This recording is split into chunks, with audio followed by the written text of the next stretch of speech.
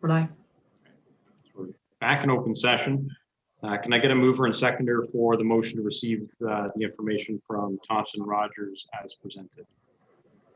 Moved by Councillor Hall, seconded by Deputy Mayor Anderson. All in favor? It's carried. All right. Any council inquiries for tonight? Councillor Wagner. Yes, thank you so much. Just a quick one for Jim. I know that the tree trimming has commenced, which is wonderful. Just wondering if there's any plans for any of the back alleys. I don't know if that's considered private property where homeowners need to address those trees themselves, or if it's also sort of within the town owned scope of work.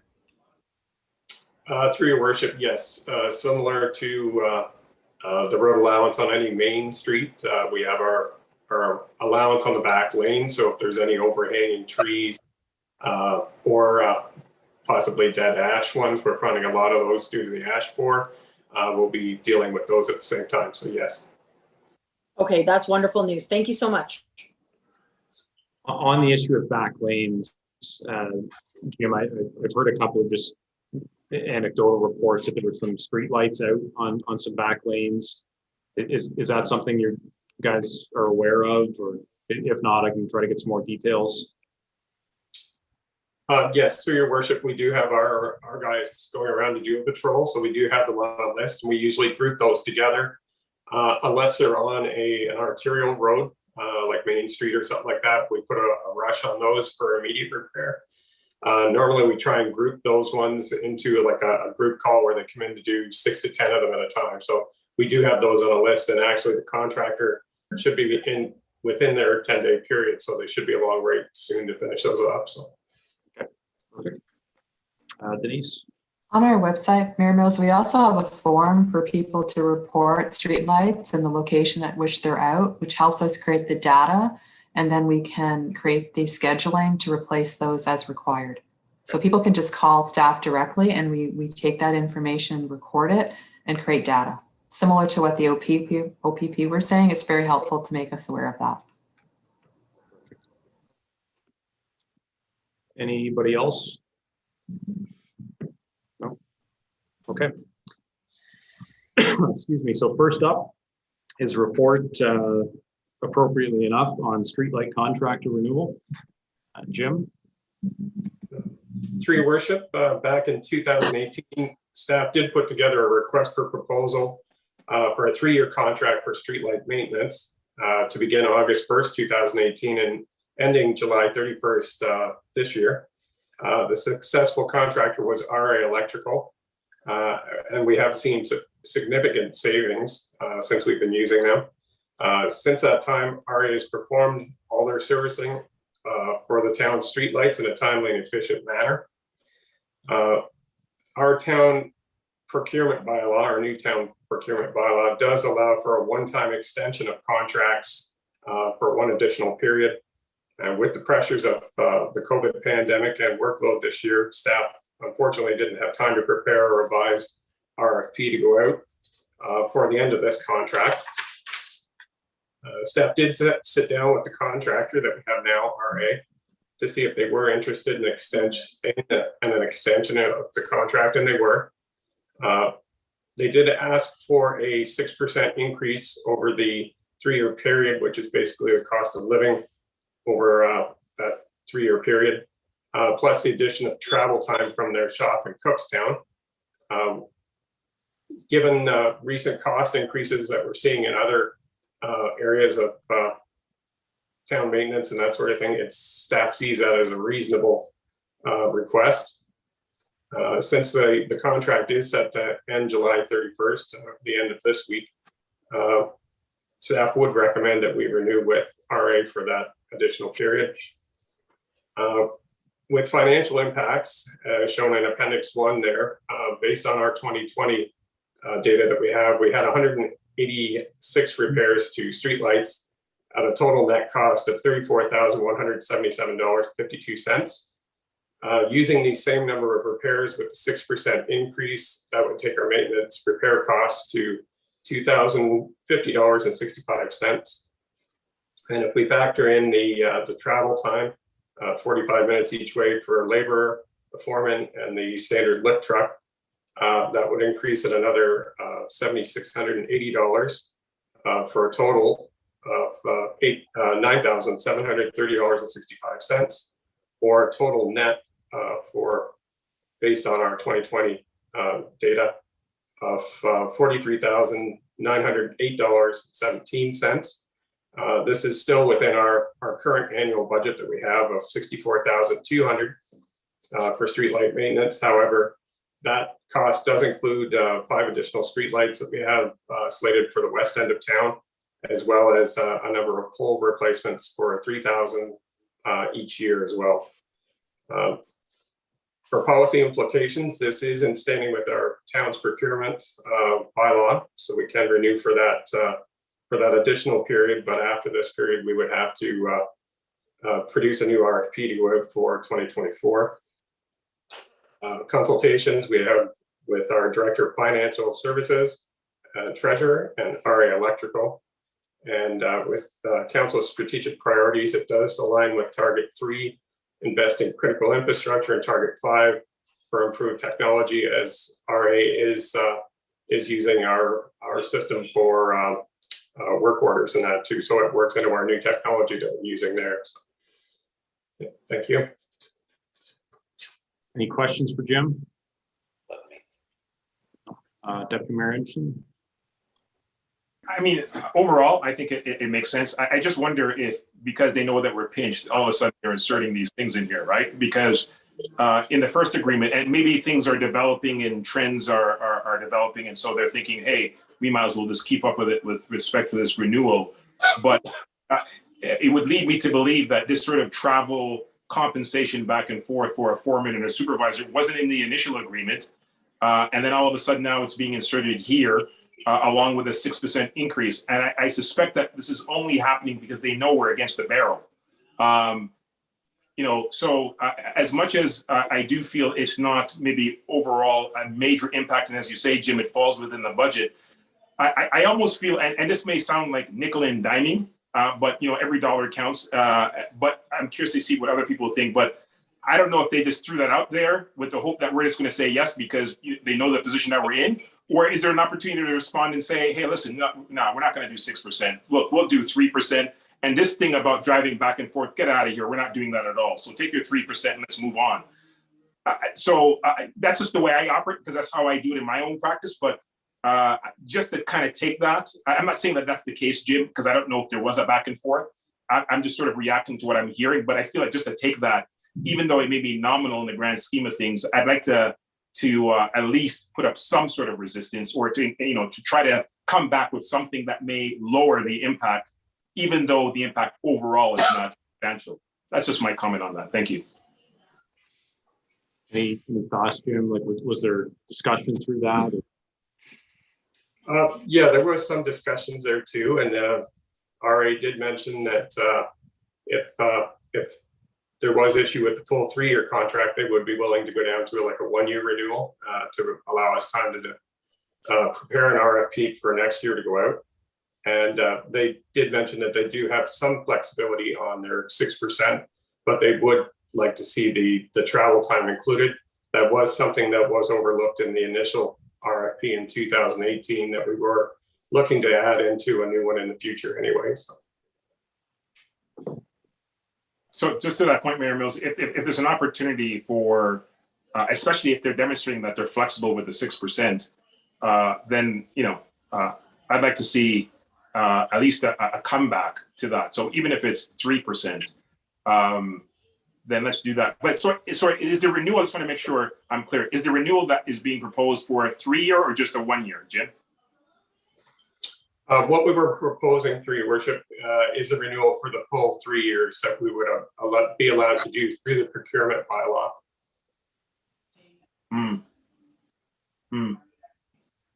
Okay. And just to clarify, it's 2% per year. 2% a year. Okay. So it's not 6%. I just should clarify. It's 2%. So almost like an agreement. It's 222. And our experience is that many contractors in all service areas charge from point of deployment. It's a pretty standard approach. While it wasn't part of the previous arrangements, it is very common. No, I'm okay with that. But again, if the company is saying themselves that they are flexible when it comes to the percentage and we could save some money, let's make an opportunity. Let's take advantage. Let me put it that way, of the opportunity. It's not that they're saying, look, even though it's 2% over 3 years, that's firm. They've indicated flexibility. Let's take advantage of that. Secondly, I think I would want, personally, I'd like to see it over only a 1 year period, just to see whether or not, if we go to an RFP, whether or not there's a better opportunity for further savings with another company that might be able to provide a similar service, if not a better service. And so I feel more comfortable with a 1 year and then go out to RFP and see what the situation is. Now that may impact, I admit this though, that if we do it for the 1 year, they may say, well, geez, if you're only doing it for 1 year, then it's 6% firm and the travel arrangement is firm. They may do that, but anyways, I just throw that out there. Councilor Bernardo, you're muted. I'm sort of agreeing with Deputy Mayor Anderson. I'm thinking along the 1 year with with the RFP going out. It's an election year next year, a new council coming in, at least let them make a decision on the RFP or whatever, and the monies. I mean, we're committing for 3 years. We're committing to the council for 2 years further on in as well. I'm not disagreeing. It's not a huge amount of money, but whatever money we can save the taxpayer, that's what we should be doing. So Jim, to that point, what were terms discussed for a 1 year renewal? Through your worship, late last week, we had a phone conversation, myself and the owner of the company, who said, yeah, if it is going to be an issue, he'd be willing to do the 1 year term on that. So. On the same terms? At that point, that's what he was saying, but he did say they were flexible on that 3%. Again, we don't usually, unless it's an emergency, have them come in for one single light, unless it's on Main Street or Owen Sound. We usually group that together, that there's 6, 10, 12 lights that they do at a time too. So we don't usually get hit with a lot of one-offs. So. Okay. All right. Anybody else? Okay, so the recommendation is for a 3 year. We've had 2 members express desire to only extend for 1 year. Who wants to make a motion? Councillor Fegan.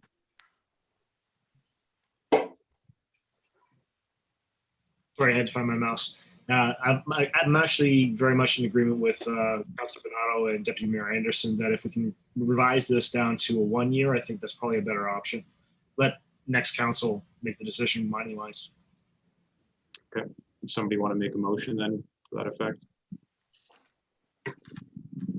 Councillor Fegan. So I guess the motion will read, be a result the council receives report DO 2021-06. Street light contract renewal dated July 26, 2021 for information. And further, the council authorizes staff to extend the street light maintenance contract with RA Electrical for an additional 1 year term beginning August 1st, 2021 to July 31st, 2022. Is there a seconder for that? Councillor Buffett. Any further discussion? Councillor Wagner. Do we have to stipulate in that any terms of the increase in the rate or the travel time or anything like that? Or are we going to negotiate that still, or are we leaving that as we're comfortable with? Well, I guess it would be 1 year, so it'd be a 2% increase, unless they say no, we're going to be firm. Just as Deputy Anderson mentioned, we want to be firm on. Then we're going to take maybe a full 6% increase for the year and still have that travel time. So I don't know if we just want to clarify that in the motion, whether or not we're negotiating this or we're okay with staying at a potentially 6% for the year.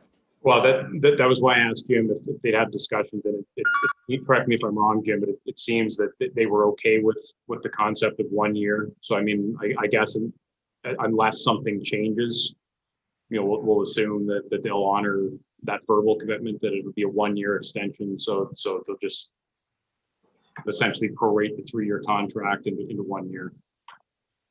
Okay. Okay. All right. Any other discussion? Okay, I'll call the question then. All in favor? It's carried. Okay.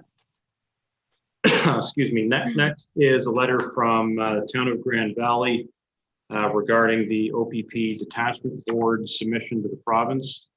The letter itself and the proposal, I think, is fairly self-explanatory. I can give a bit of context here. I think as I've explained to council before, the hope and the expectation from many of us at the county level was that somehow we'd be able to get our heads together around this and submit one proposal, which is what the ministry has asked for. That despite some efforts on the part of the warden, you know, trying to coordinate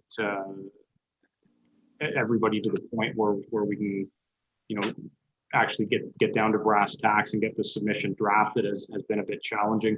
I suspect part of that might be people's schedules over the summer, but in any event, it looks as though Grand Valley has sort of you know, taken a bit of a leadership role on this and kind of done the grunt work in essence in putting together the basis of a submission, which personally I'm quite fine with. This more or less aligns with what we had discussed at our own police service board. And also I think Grand Valley has fairly appropriately characterized at least the direction that the county consensus was heading in. So I have no problem moving that we support their proposal, and hopefully the rest will follow suit. Can I get a seconder for that then? Councillor Bernardo.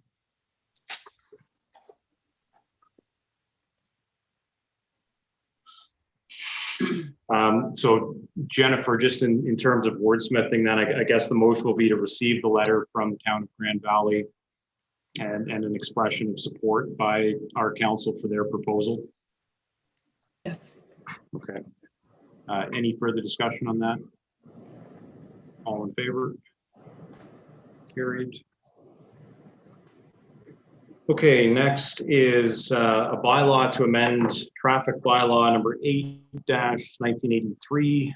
So this is the bylaw that's required to implement the town-wide reduction of speeding to 40 kilometers per hour, which we had discussed last meeting or the one before, I can't remember. Denise, do you want to speak to this at all?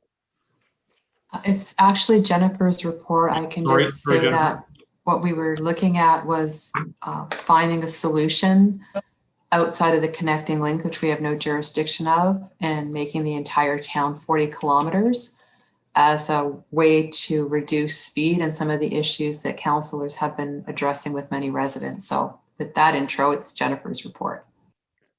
My apologies. No problem. Through your worship, there is a map attached to the bylaw, which notes this was the easiest mechanism to identify 40 kilometers per hour for each street. And I did notice today that the Highland Village subdivision is color coded incorrectly. So we're working on updating that so that it incorporates the 40 kilometers an hour as well. We've incorporated the Fieldgate subdivision just to alleviate us having to amend the bylaw once the town assumes those roads. So it's basically every road in the town of Shelburne, as noted on speed zones A, B, and C, is at 40 kilometers, save and except the connecting link. Okay. Councillor Bernardo. Old Village Lane ends up after Park being Old Village Court. And I notice you've got just Old Village Lane, not Old Village Court. It's not the same street all the way through. I just don't want somebody thinking they can get away with racing in a court down there. That would take some skillful driving. They would. But there are people that do it. Trust me, I've seen them. Don't doubt it. I'll make sure that gets noted in the speed zone B. Okay. Any other thoughts? I mean, we basically already resolved to do this. This is just formalizing the bylaw. So the resolution reads, be it resolved that leave be given for the reading and enacting of bylaw number 46-2021, being a bylaw to amend traffic bylaw number 8-1983 is amended to establish reduced speed limits within the town of Shelburne. I get a mover and seconder for that. Councillor Wagner, seconded by Councillor Fegan. All in favor? Carried. Okay, so next is a bylaw to enter into an agreement with FCM regarding municipal asset management program. So Carrie is on vacation, but I understand that she's left some explanatory notes with the clerk. That's correct, through your worship. This grant application was made to acquire maintenance manager software to accompany the citywide asset management software already being utilized by staff. The total funding provided is up to a maximum of $36,288 or 76.6%, with the town's share being $11,112 or 23.4%, for a total project funding of $47,400. The work is to be completed by August 31st, 2021, and she has noted that this project is completed and already being utilized by staff. A demonstration to council will take place this fall. Okay. Can I get a mover and seconder to enact the bylaw? Councillor Hall, seconded by Councillor Fegan. All in favor? Carried. And similarly, the next one is a bylaw to enter into an agreement with Her Majesty the Queen to receive COVID-19 Resilience Infrastructure Stream grant funding. So Jennifer, are there notes on this one? There are, yes, through your worship. The application was made to address COVID-19 implications as they related to the town's HVAC system and ventilation upgrades required to provide a safe work environment for staff and members of the public, utilizing the municipal administration building and the Grace Tiplin Concert Hall, chiller replacement and window replacements. The funding amount provided is $109,187, with the federal contribution being $87,349.60, and the provincial contribution $21,837.40. The municipal contribution is the difference of any overage and cost to come from reserves as per council motion, and the work is to be completed by December 31st, 2021. Okay. All right, I'm going to mover and seconder then to enact that bylaw. Councillor Hall again, seconded by Councillor Fegan. We'll keep it consistent. All in favor? Carried. All right. Any notices of motion? Nope. Okay. Communications. Anything there that anybody wants to pull out? Councillor Fegan. Number 5, the letter from the town of Grand Valley. They have made a mention in there that they've requested that when our Diversity, Equity, and Inclusion Committee comes forward with recommendations that we forward that to all municipalities in the area. Is that something, Jennifer, that we need to have a motion for, or is that just something that we can give direction to staff for? And so that is where the committee reports to council by way of their minutes through each meeting, and a copy of the minutes can be forwarded to the town of Grand Valley and all municipalities that they have requested. Okay, if we can just make sure that's done, that'd be great. And I would suspect too that, you know, when the committee does come up with some recommendations in this regard, it'll likely be a resolution to council, I would think. And then at that point, you know, when we receive them, we can indicate as well that we want that to be forwarded along to the rest of our partners. Okay, good. Yeah, certainly got a lot of support on that motion, Councillor Fegan, so that's good to see. Yeah. Anything else from the communications list, Councillor Wagner? Yes, thank you, Mayor Mills. I'd like to maybe pull up number 9, which is the letter from the city of Woodstock regarding the affordable housing crisis in Canada. Recently, our honorable Kyle Seaback has actually addressed this in the House of Commons. You know, he's brought forward a few potential avenues that the government can take in order to assist with, you know, the outrageous pricing of houses right now, and how it seems to be a little bit unattainable for anyone trying to get into the housing market.